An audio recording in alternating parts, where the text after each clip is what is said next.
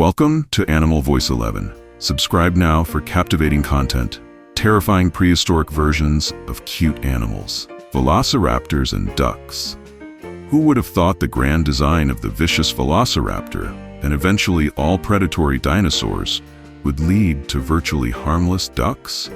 That's certainly not what this terrible dino thought as it was soaring through its existence as one of the most sophisticated killing machines on the planet.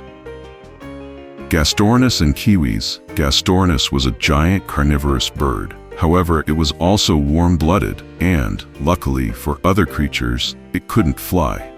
Because these dino birds could not breed as fast as other mammals when the climate started to change during the Ice Age, they eventually died out and left only the smaller flightless avian creatures in their wake. Smaller creatures like totally adorable kiwis, T-Rex, and chickens. The T-Rex is probably the most famous and terrible dino of them all. Everyone who has ever seen Jurassic Park knows this very, very well. The king of the lizards.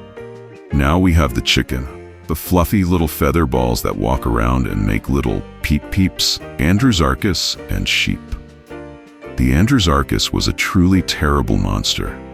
It was 1.5 times the size of a grizzly bear, with a mouth that grew as long as 3 feet. This fine-tuned killer was probably one of the most powerful and deadly prehistoric predators, but its only living lineage are those of order Artiodactyla, which includes one of the most harmless herbivores on our planet today, the sheep, Thylacoleo-carnifex, and wombats. Just by hearing the name Thylacoleo-carnifex, you probably already know it's not a creature you'd ever want to see. This pouch lion had the strongest bite of any mammal on this planet, living or extinct. Now we have the squishy-faced wombat, which is a herbivore that hails at about 40 inches in length and has a cute little stumpy tail. Hyenodon, gigas, and raccoons. Yes, these super cute trash pandas somehow evolved from a giant monster creature called the Hyenodon gigas. These giant prehistoric mammals were the size of a horse, and had an acute sense of smell, helping them track their prey, probably just moments before they clamped down on it with their bulky, powerful jaw. Now, the smaller animals that survived the test of time live on to lurk in your garbage can, feasting on your apple cores. Smilodons, saber-toothed cats, and opossums. The infamous and mighty saber-toothed cat was surely a vicious and terrible predator back in its day. But how the times have changed for this terrifying beast.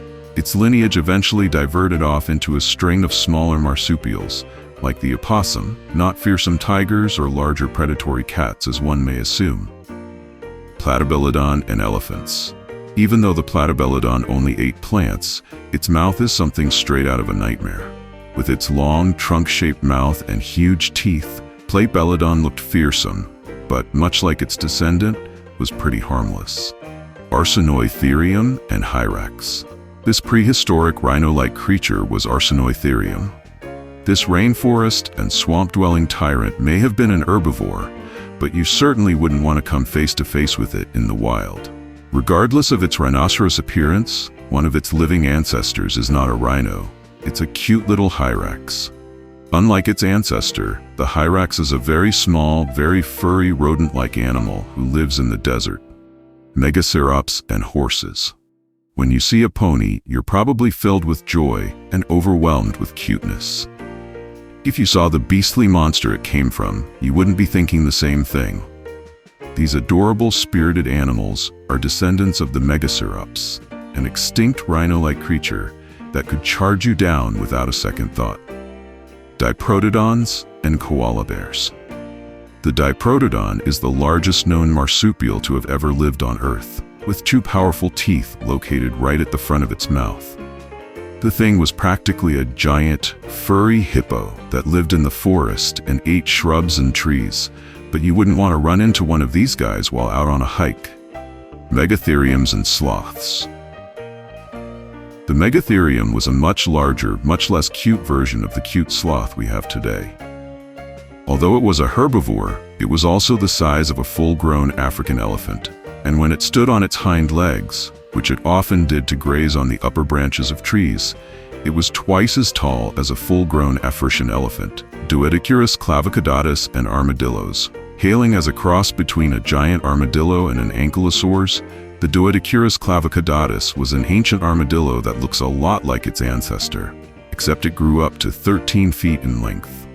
It also had a huge mace-like tail with spikes sharp enough to kill possible predators.